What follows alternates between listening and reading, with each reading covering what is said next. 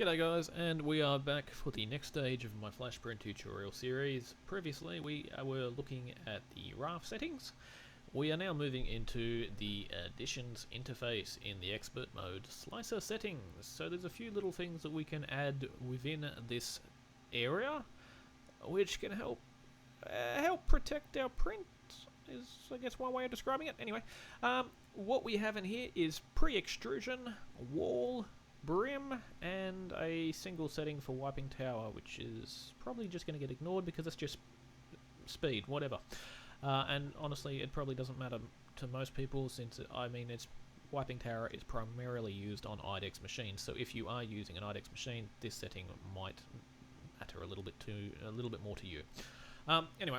The first part we're going to look at is pre-extrusion. So fortunately this video should be a little bit quicker because this stuff is actually not as complex as it seems. So what pre-extrusion is, it prints a small amount of filament in a line following the contours of the model, which helps push through new filament and basically ensure that the nozzle's loaded and ready to rock and roll when it comes to actually printing that model. So if we click out of this right quick, go into our slice preview and scroll in so you can see it. This little red line here, which is called others, that is our pre-extrusion.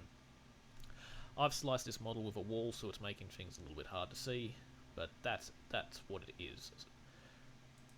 This one is set on pretty much all the time. So I've seen some people ask the question, why is it doing this? What is it? How do I fix it? It's not an issue. It's actually a beneficial thing that you do probably want running at all times. So the margin here, which is our first setting after you select yes or no, is obviously the spacing between where it's going to print it and the outline of the model's first layer, which is what the tooltip says. So this tooltip is actually really easy to understand. 5mm is pretty standard. If you wanted to make it bigger or smaller, you can fiddle around with it. It might do the job for you. Path length is 120, which I think is... no, it's not the max. The max on this is... 200. So it's going to print out, assuming my maths is correct, 12 centimeters of 12 centimeter line of filament around your model. This again is a setting I don't change. I actually like it. I think the cost of whatever 12 centimeters worth of filament is a good investment to just make sure that when it starts printing the model, it's working well. And the other is our print speed. And again, there's probably not a whole lot of reason to change this because you know what? It adds absolutely microscopically small amounts of time to the actual print speed. So standard settings work absolutely beautiful. The next section is a wall. So a wall does exactly what it sounds like. It creates a wall around the model, which if we click out of it again into our viewport, we can see. That's what it looks like. So close the preview. This is our donut, and I've made a donut just so I can show an example of one of the settings. And that's our donut with a wall. So what does a wall do? Why do we want it? Do I need it? Etc. Basically, it's a very beneficial addition for people who have a printer without an enclosure and potentially printing some filaments that don't really like drafts.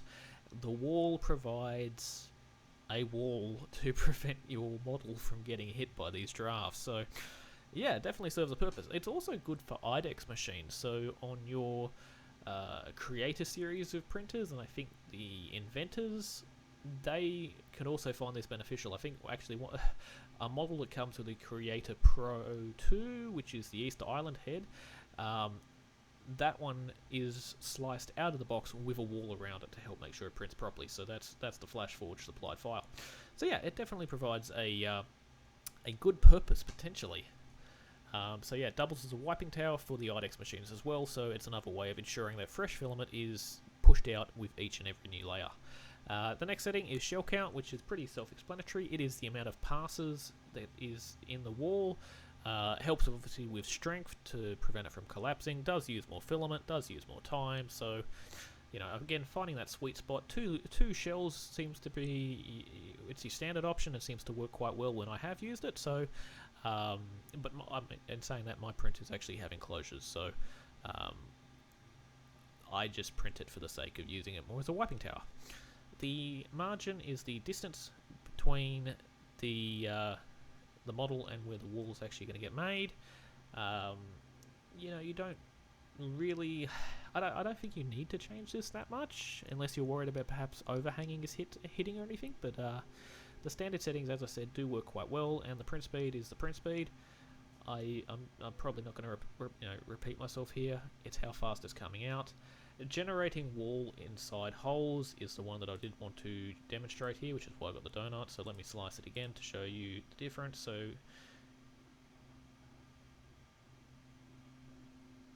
my wall's gone completely. Did I turn it off? I did. My apologies. I'll do it again. Potentially they're going to also ask you for a raft or brim just to make sure the walls are where they need to be. We looked at the raft previously, and we're going to look at brim right after this, so I'm just going to ignore it for the moment.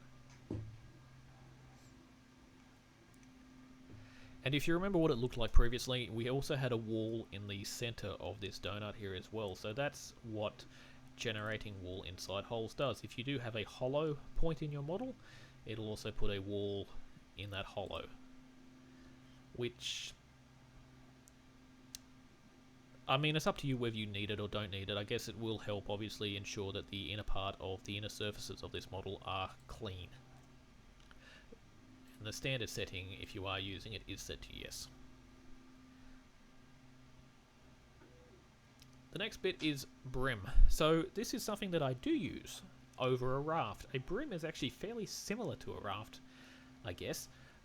In that if we print it and look at it, if we slice it and look at it is what I meant to say. If we slice it and look at it, it is going to show up reasonably similar, but quite small. There you go. The brim is our blue stuff. Let us actually get down to the bottom layer so we can actually look at it. Okay, so keep in mind that this is a donut looking shape, so it actually starts, it's not flat at the bottom. So our different colors here is this light orangey color, whatever you'd actually call that, is the shell, and the dark orange is actually your solid infill, and then this is your brim outside it. So it does obviously the brim from the outer shell, with the settings being a 5mm margin, so that's how far the brim is going to extend beyond it. If we increase that, and I believe the same setting in raft is also a maximum of 10, and we can look at the difference yet again. Obviously it's a lot bigger. Let us just reset that. You've also got brim layers, so similar to the raft, you can actually add multiple layers of a brim. But one thing you might notice if you did just come, from the raft video is these are just shells. They're printed the same as shells. They're just one long pass around the model. There's no infill option here. So definitely, that's one of the differences there. They do serve a different purpose. I find a brim, if you've got a more leveled bed, is a little bit more of a cost-effective way of just making sure that the model stays together. So if you're using like tree-like support, it prevents them from, potentially disappearing on us. So it holds them in place. Again, you have print speed, which is print speed. I think I've explained that so many times now. Brim inside holes would probably refer to, the center part. So we've lost the middle part of our brim. Now that also matters if you're, say, printing something with like screw holes. I like to set that to no, otherwise you might take your model off the print bed and realize that now you've got to punch out some holes, and the little ones can be a little messy to actually clean up. So this is a very handy feature if you end up using it. And wiping tower is wiping tower. Look, that's basically the additions and what it does. Pre-extrusion is that little offshoot of filament at the beginning, which we should actually see a little bit better now. Let us go all the way down to there.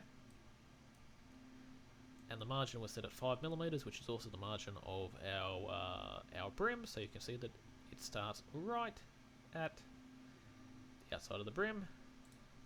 Wall was the good for preventing drafts, etc., and also wiping. And the Brim is an alternative to Raft, where you have less issues with well, it helps with adhesion, but less issues with an inconsistent build plate. So that's what these do.